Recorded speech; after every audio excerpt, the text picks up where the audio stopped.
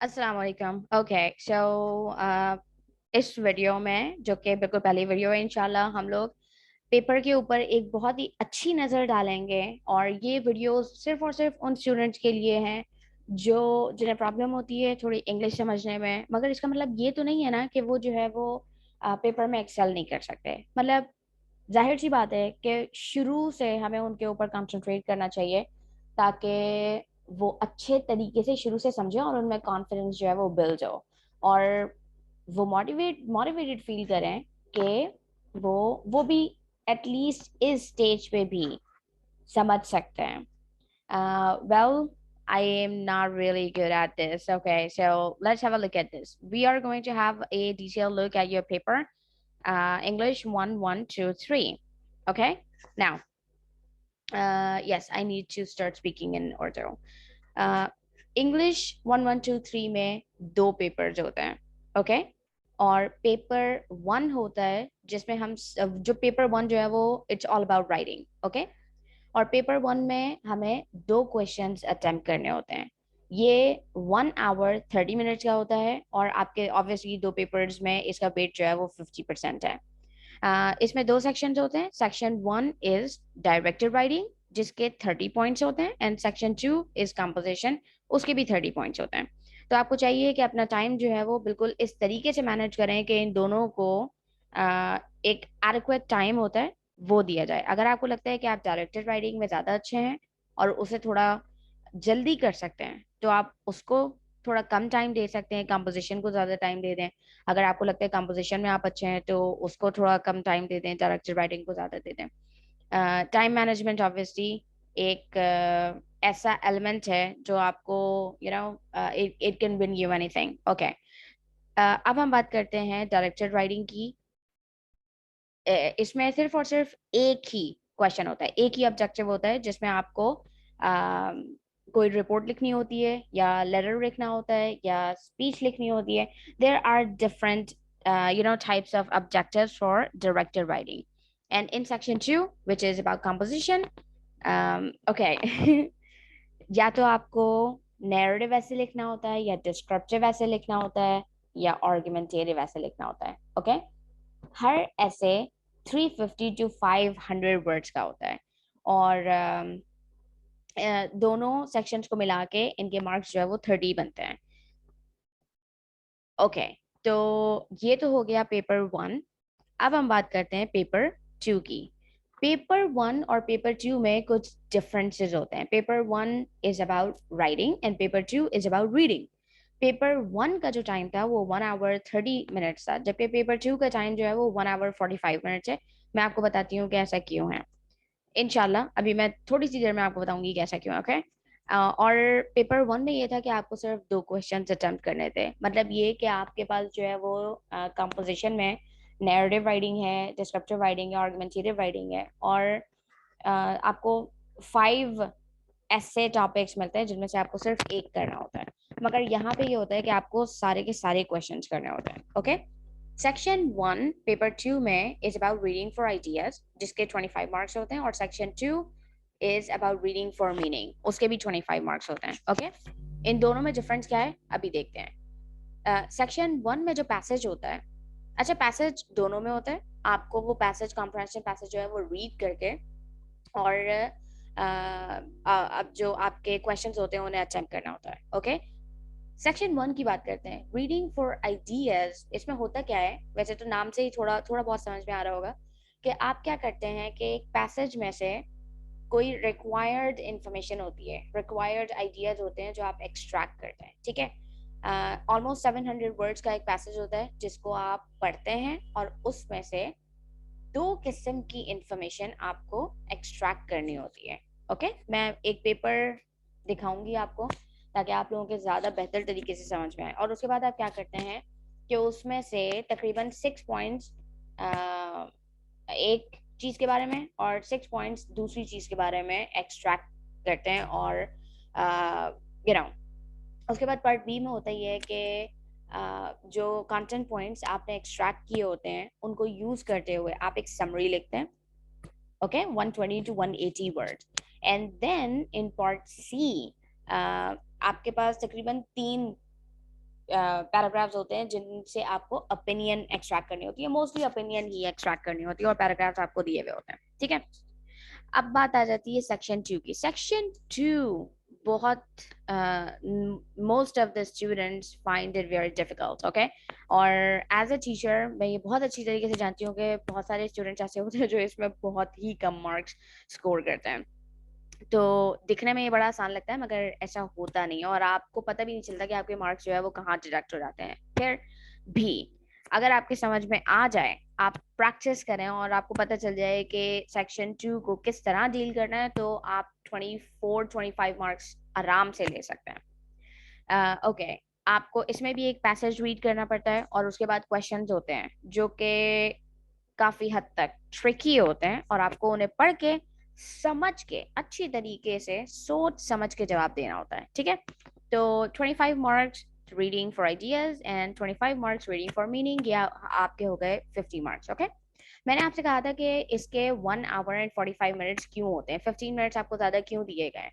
15 minute ज्यादा इसलिए दिए गए हैं क्योंकि रीडिंग फॉर मीनिंग जो है ना, एक तो ये कि इसमें जाहिर सी बात है रीडिंग काफी इन्वॉल्व है, ठीक है। आपको बार बार ऑब्जेक्टिव पढ़ना पड़ता है, फिर पैसेज पढ़ना पड़ता है कंटेंट पॉइंट्स निकालने के लिए, फिर आपको अपने कंटेंट पॉइंट्स पढ़ने पड़ते हैं समरी लिखने के लिए, फिर आपको बार बार क्वेश्चन पढ़ना पड़ता है रीडिंग फॉर मीनिंग में, ताकि आप समझ सकें कि आपको असल में करना क्या है। फिर दोबारा पैसेज पढ़ें, इस तरीके से back and forth you keep going to the question and the passage, that's why you are given 15 minutes extra. Well, okay, so hold on, I will take you to no no no no, अब हम देखेंगे एक paper को, ताकि हमारे समझ में आए अच्छी तरीके से कि होता क्या है, ठीक है। तो let's have a look at the paper. Where is it? There you go. Okay, hold on. This is paper 1. आप लोग देख सकते हैं कि पेपर 1 मैंने मई एंड जून 2020 का लिया है, 1 hour 30 minutes. Paper 1-1-2-3 is a code. Okay, first off let me tell you कि कैम्ब्रिज में instructions they matter a lot, okay. तो प्लीज, बहुत सारे स्टूडेंट्स ऐसे होते हैं जो इंस्ट्रक्शंस को नहीं देखते और उसके बाद वो बहुत परेशान हो जाते हैं। क्यों? क्योंकि जब वो कंपोजिशन में जाते हैं और वो 5 ऐसे टॉपिक्स देखते हैं, तो वो बिल्कुल परेशान हो जाते हैं कि मुझे करना क्या है। और जबकि वो देख लेते हैं कि अच्छा हमें एक क्वेश्चन करना है, मगर काफी टाइम उनका ऑलरेडी वेस्ट हो चुका होता है सिर्फ और सिर्फ परेशानी में। तो बेहतर ये है कि आप इंस्ट्रक्शंस जो है वो शुरू में पढ़ें। वैसे तो अगर बिलफर्ज आप जो है वो प्रैक्टिस कर रहे हैं तो आपको पता होगा कि आपको सिर्फ और सिर्फ एक ही क्वेश्चन करना है, ओके। तो एक नजर इंस्ट्रक्शंस पे डालते हैं। Okay, answer 2 questions in total. आपको मैंने पहले ही बता दिया था कि पूरे पेपर 1 में आपको सिर्फ 2 क्वेश्चन अटेम्प्ट करना है, ठीक है। क्वेश्चन नंबर 1 अटेम्प्ट करना है and answer 1 question from section 2, okay. यानी कि सेक्शन 2 में से आपको सिर्फ और सिर्फ एक क्वेश्चन अटेम्प्ट करना है। Follow the instructions on the front cover of the answer booklet. जो आंसर बुकलेट है उसके जो फ्रंट पेज है उसके ऊपर जितनी भी इंस्ट्रक्शंस दी हुई है उन्हें आपको फॉलो करना है। वो इसलिए क्योंकि let me tell you, Cambridge का जो पेपर होता है वो इस तरीके से बनाया जाता है कि उसमें ना सिर्फ आपकी नॉलेज और आपकी स्किल्स इवेलुएट हो, बल्कि ये चीज भी असेस हो कि आप इन इंस्ट्रक्शंस को कितना फॉलो करते हैं, ठीक है। फॉर एग्जांपल, अगर आपको कहा हुआ है कि सिर्फ एक लफ्ज का जवाब देना है तो आपने जवाब एक लफ्ज का ही देना है, ओके। और ये थोड़ी सी इंफॉर्मेशन होती है। टोटल मार्क्स 60 हैं और सारे के सारे क्वेश्चंस जो है वो एक ही, यानी कि इक्वल मार्क्स उनके हैं, ठीक है। ओके, तो डायरेक्टेड राइटिंग पे एक नजर डालते हैं। अच्छा भाई, ये चीज बहुत ज्यादा इंपॉर्टेंट है, आपको ये याद रखना है कि आपको इंस्ट्रक्शंस को फॉलो करने के, डायरेक्टेड राइटिंग में इंस्ट्रक्शंस को फॉलो करने के 15 मार्क्स मिलेंगे, और लैंग्वेज यूज करने के, यानी कि आप कितनी अच्छी ग्रामर यूज करते हैं, आपने वोकैबुलरी कितनी अच्छी यूज की हुई है, आपके सेंटेंस स्ट्रक्चर्स कितने अच्छे तरीके से और कॉन्क्रीटली यूज हुए हैं, उन सारी चीजों के आपको 15 मार्क्स मिलते हैं। मैं आपको इनके बारे में अभी डिटेल्स देती हूँ। पहले हम ये समझ लें कि डायरेक्टेड राइटिंग होता क्या है, ओके, और इसे डायरेक्टेड राइटिंग कहते क्यों हैं। देखें, वैसे तो मैं हमेशा अपने स्टूडेंट्स को ये समझाती हूँ कि मोस्टली होता ये है कि इंग्लिश में जितने भी टर्म्स होते हैं उनकी जो डेफिनेशन होती है ना, वो वर्ड्स में छुपी हुई होती है, ओके। तो डायरेक्टेड राइटिंग के मतलब ये है कि आपकी जो राइटिंग है ना उसकी एक डायरेक्शन होनी चाहिए, उसकी एक डायरेक्शन को उर्दू में क्या बोलते हैं, उसका एक रुख होना चाहिए। I don't really remember what we call direction in Urdu. Okay, तो इसे हम डायरेक्टेड राइटिंग कहते हैं इसलिए हैं क्योंकि आपको यहाँ पे आप देख सकते हैं कि पूरी तरीके से बताया हुआ होता है कि आपने करना क्या है। ठीक है, इसको एक नजर देखें। क्वेश्चन वन में हम जो है वो इस मर्तबा इस वाले पेपर में स्पीच लिखने वाले हैं। ठीक है, और आपको ये चीजें मस्ट फॉलो करनी है। ओके, नंबर वन के which team or group you lead and why it's successful. Well, I'm not going to talk about what it's asking us to do. Okay, uh, point number one, hold on, let me highlight it for you. Okay, let me take this highlight. Okay, point number one, point number one, two and three. और आपको इन्होंने शुरू में क्या कहा था कि आपको टास्क कंप्लीशन के 15 मार्क्स मिलेंगे राइट हियर। ठीक है, अब आप ये देखें कि आपको 3 पॉइंट्स इन्होंने कहे हुए हैं कि आपने इन 3 पॉइंट्स के ऊपर लाजमी बात करनी है। आप 15 को 3 से डिवाइड करें और 5 मार्क्स आपके ईच पॉइंट के हो गए। ठीक है, अब अगर बिलफर्ज आपने ये किया कि आपके पास टाइम नहीं है या आपको आप डिस्ट्रैक्ट हो गए और आपने सिर्फ और सिर्फ पॉइंट नंबर वन और पॉइंट नंबर टू के बारे में ज्यादा बात की और टाइम नहीं है इसलिए पॉइंट नंबर थ्री पे सिर्फ और सिर्फ एक लाइन लिख दी, तो आप इमेजिन कर सकते हैं कि आपके कितने मार्क्स डिडक्ट हुए। ऑलमोस्ट 4 मार्क्स आपके वैसे ही डिडक्ट हो गए सिर्फ और सिर्फ इसलिए क्योंकि आपने सारे के सारे पॉइंट्स को कवर नहीं किया जो कि आपको करना है। ठीक है, तो कोशिश करें कि तमाम पॉइंट्स जो डायरेक्टेड राइटिंग में दिए हुए हैं उनको अच्छे तरीके से और बहुत ज्यादा डिटेल्स में नहीं, ब्रीफली फॉलो करें। लैंग्वेज अच्छी यूज करें, वोकैबुलरी अच्छी यूज करें और I think that is it. और ये देख लें बहुत अच्छी तरीके से यहाँ पे लिखा हुआ है कि you are suppose to cover all these 3 points in details. Okay, अच्छा मैंने जब कहा ना कि ब्रीफली करें तो इसका मतलब ये नहीं है कि आप, मुझे पता है कि स्टूडेंट्स का ब्रीफ जो है वो कितना बड़ा होता है। ओके, तो बहुत ज्यादा डिटेल्स नहीं देनी है, पता चल रहा है कि उन्होंने कहा डिटेल्स में तो आप पूरा पेज भर दें, ऐसा नहीं करिएगा। Okay, so this is about directed writing and let's have a look at composition. Okay, composition के भी 30 marks होते हैं and please I told you कि कैम्ब्रिज में instructions को serious लिया जाता है। अगर इन्होंने कहा हुआ है कि अपना आंसर जो है वो एक न्यू पेज पे स्टार्ट करें तो प्लीज अपना आंसर न्यू पेज पे ही स्टार्ट करें। Okay, and you are suppose to write on one of the following topics. Okay, आप जितने भी टॉपिक्स अभी देखने वाले हैं उनमें से आपको सिर्फ एक पे लिखना है और 350 टू 500 वर्ड्स का एक ऐसे लिखना है आपको जिसके आपको 30 मार्क्स मिलेंगे।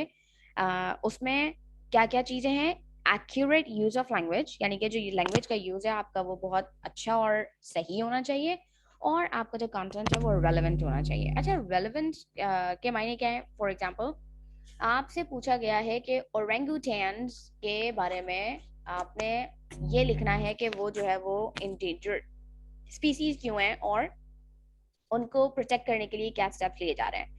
मेरा नहीं ख्याल कि आप उसके अंदर जो है वो बबून्स की जितनी भी काइंड्स हैं उनके बारे में बात करेंगे।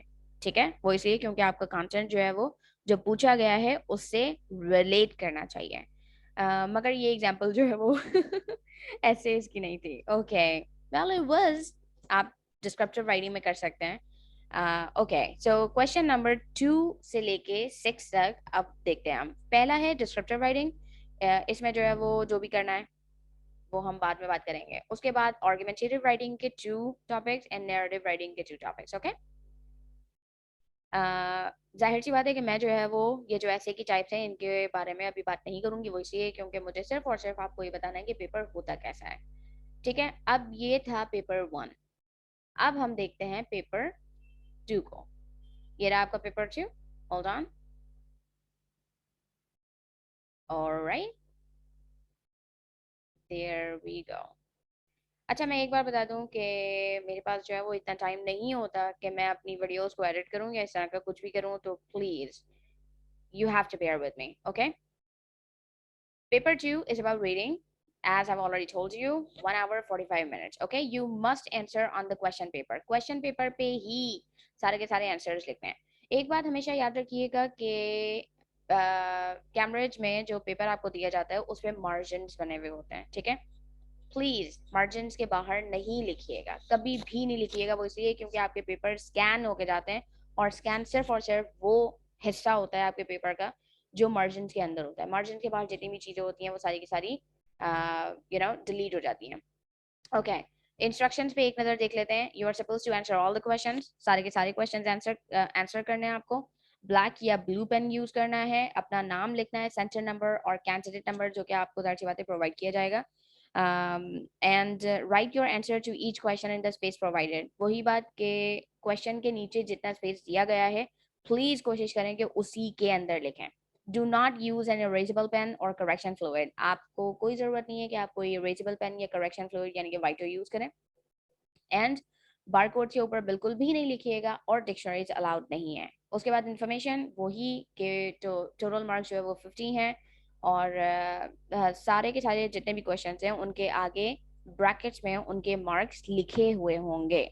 मार्क्स आपकी हेल्प करते हैं ये देखने में कि आपको किस तरह का जवाब लिखना है। मगर मैं आपको एक बार बता दूं कि क्वेश्चंस में बहुत क्लियरली ये लिखा हुआ होता है कि आपको किस तरीके से जवाब देना है, ठीक है। अच्छा, अब हम देखते हैं सेक्शन 1, रीडिंग फॉर आइडियाज। इसमें होता क्या है कि आप जो है वो एक पैसेज पढ़ते हैं, मगर पैसेज पढ़ने से पहले ये होता है कि आप जरा देख लें कि आपको करना क्या है। करना ये है कि आपने 12 कंटेंट पॉइंट्स एक्सट्रैक्ट करना है। पैसेज को पढ़ना है और 12 कंटेंट पॉइंट्स एक्सट्रैक्ट करना है, ठीक है। एक नज़र यहाँ पे देखें, कंटेंट पॉइंट्स होते क्या है। अच्छा भाई, इस वाले यानी कि इस पेपर के साथ जो पैसेज था वो ऑलिव ट्रीज के बारे में था, ओके। ऑलिव्स के बारे में था। तो इन्होंने आपसे कहा क्या है कि आपको कंटेंट पॉइंट्स जो एक्सट्रैक्ट करने हैं वो इस चीज के बारे में करने हैं। The importance of olive trees and olives in ancient times. के पुराने वक्तों में जो है वो ऑलिव्स की इम्पोर्टेंस क्या थी। या importance of olive trees and olives, olives की और ऑलिव ट्रीज की, ओके। एक एग्जाम्पल कंटेंट पॉइंट जो है वो इन्होंने आपको दिया हुआ होता है, मगर बराए मेहरबानी उसे अपने कंटेंट पॉइंट्स में शामिल नहीं करिएगा, ओके। ये सिर्फ और सिर्फ एग्जाम्पल होती है ताकि आपको पता चल जाए कि अच्छा मुझे किस किस्म की इंफॉर्मेशन एक्सट्रैक्ट करनी है। इस मरतबा इन्होंने ये डॉटेड लाइन दी हुई है, पहले नहीं आती थी मगर बहरहाल इट्स मच बेटर, ओके। पहली चीज क्या थी कि आपको जो है वो सॉरी यस इम्पोर्टेंट के बारे में, इम्पोर्टेंस के बारे में कंटेंट पॉइंट्स लेने थे। अब इसमें क्या है, reasons for continuing importance of olive trees and olives in modern times. यानी कि मॉडर्न टाइम्स में भी जो ऑलिव ट्रीज एंड ऑलिव्स की इम्पोर्टेंस कंटिन्यू कर रही है यानी कि जारी है, उसके बारे में जो है वो आपने रीजंस लिखने हैं, उसकी वजूहात लिखनी है, ठीक है। अच्छा, एक चीज ये देखें कि आपको इन्होंने कहा हुआ है कि आपको 12 मार्क्स मिलेंगे और 12 कंटेंट पॉइंट्स ही लिखने हैं, ठीक है। तो आपने क्या करना है, 12 डिवाइडेड बाई 2 यानी कि 6 आपने इम्पोर्टेंस इन एशियन टाइम्स के बारे में लिखना है, एंड 6 आपने लिखने हैं इन मॉडर्न टाइम्स, ओके। बहुत सारे स्टूडेंट्स ऐसे होते हैं जो मार्क्स सिर्फ और सिर्फ इसलिए लूज कर देते हैं क्योंकि उन्होंने कंटेंट पॉइंट्स जो एक्सट्रैक्ट कर लिए होते हैं। मगर मुझे बहुत दुख होता है जब मैं ये देखती हूँ कि ऊपर वाले जो ऊपर वाला जो ऑब्जेक्टिव है उसके कंटेंट पॉइंट जो है वो नीचे लिखे हुए हैं और नीचे वाले के ऊपर लिखे हुए हैं।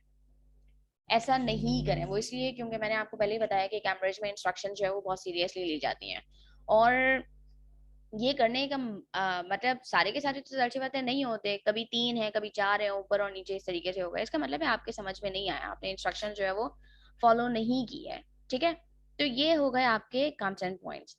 अब आपने करना ये है। अच्छा, मैं अपने स्टूडेंट्स को ये समझाती हूँ कि कंटेंट पॉइंट्स प्लीज अपनी ही लैंग्वेज में लिखें, यानी कि आप कीवर्ड्स पैसेज से ले सकते हैं, मगर क्योंकि इन्होंने ये स्पेसिफिकली कहते हैं कि आप अपनी समरी जो है वो अपने वर्ड्स में लिखें, यानी कि जितने अल्फाज हो सकते हैं आप अपने यूज करें। तो स्टूडेंट्स को चाहिए कि वो कंटेंट पॉइंट्स भी अपने ही अल्फाज में लिखें। क्यों? क्योंकि जब वो कंटेंट पॉइंट्स लिखते लिखते समरी के ऊपर आते हैं तो वो तकरीबन भूल चुके होते हैं कि उन्होंने अपने अल्फाज कितने यूज किए। तो और क्या होता है कि समरी क्योंकि एज अ ब्लूप्रिंट काम करती है, वो सॉरी कंटेंट पॉइंट्स क्योंकि एज अ ब्लूप्रिंट काम करते हैं तो इसलिए वो समरी में तकरीबन वही अल्फाज यूज कर देते हैं जो उन्होंने कंटेंट पॉइंट्स में लिखे हुए होते हैं।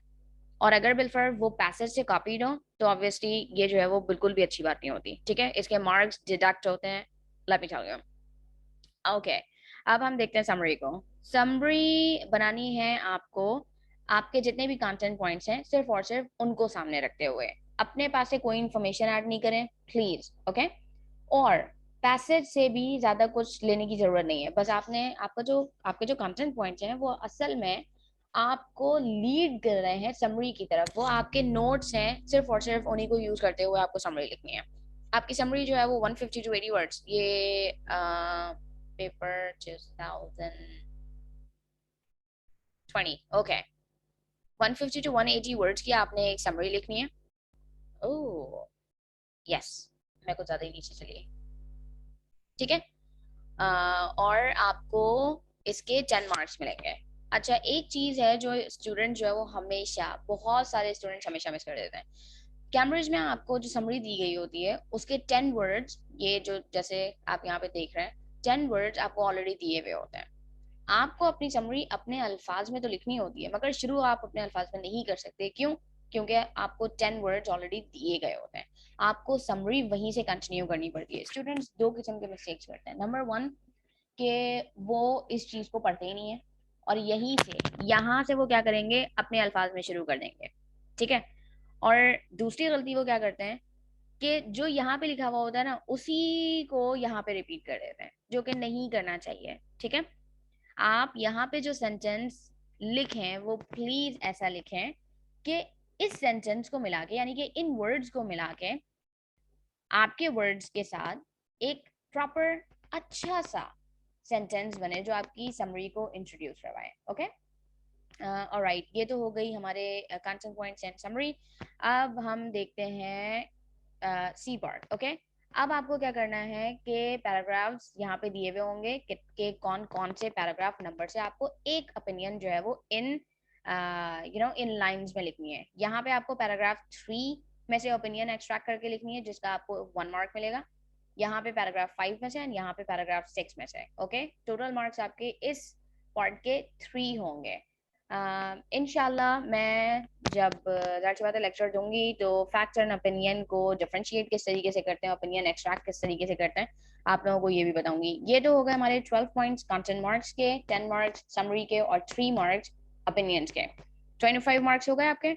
अब हम चलते हैं सेक्शन 2 यानी कि रीडिंग फॉर मीनिंग की तरफ। ओके, तो रीडिंग फॉर मीनिंग में होता ही है कि हमें सारे के सारे क्वेश्चंस आंसर करने पड़ते हैं। मैं इसकी बहुत ज़्यादा डिटेल्स में अभी नहीं जाऊंगी, मगर आपको सिर्फ और सिर्फ इतना बता दूं, कुछ चीज़ें तो बताऊंगी ना, कि पैराग्राफ दिए हुए होते हैं आपको, और ऐसा इसलिए होता है ताकि आप जो है वो पूरे पैसेज को बार बार ना पढ़ें, एक क्वेश्चन के आंसर के लिए बार बार आपको पूरा पैसेज ना पढ़ना पड़े, ठीक है। तो प्लीज इस इंस्ट्रक्शन को फॉलो करें, क्योंकि आपका टाइम और आपकी मेहनत सेव होगी, ओके। तो पैराग्राफ 1 से आपने ये क्वेश्चन जितने भी हैं सारे के सारे इनके आंसर्स देने हैं। किसी भी और पैराग्राफ को देखने की जरूरत नहीं है। क्यों? क्योंकि अगर बिग फर्स्ट कैम्ब्रिज को ये लगता कि इस क्वेश्चन का आंसर जो है वो एक से ज्यादा पैराग्राफ्स में होगा तो वो मतलब वो इस तरीके से नहीं करते। वरना अगर बिलफर्ड उन्हें लगता है कि पूरे पैसेज से है तो वो आपको लिख के देते हैं कि from the entire passage, okay. वो फिर पैराग्राफ मेंशन नहीं करते। यहाँ पे आप देख सकते हैं कि ये देखें पैराग्राफ 2, फिर उसके बाद paragraph 3, paragraph 4, 5 and this is the last question. अब ये देखें फ्रॉम पैराग्राफ 2 to 5, ये क्वेश्चन जो है वो बहुत इंपॉर्टेंट होता है। 5 मार्क्स होते हैं इसके, मगर स्टूडेंट्स सिर्फ और सिर्फ इसलिए क्योंकि वो इसे बहुत ही आसान समझते हैं, वो क्या करते हैं, इसको ज्यादा नहीं देखते, ठीक है। इसमें होता ही है कि आपको 5 वर्ड्स दिए हुए होते हैं, और 5 वर्ड्स के लिए आपको एमसीक्यूज दिए हुए होते हैं सिनोनिम्स के, ओके। और उसमें से आपको एक चूज करना होता है।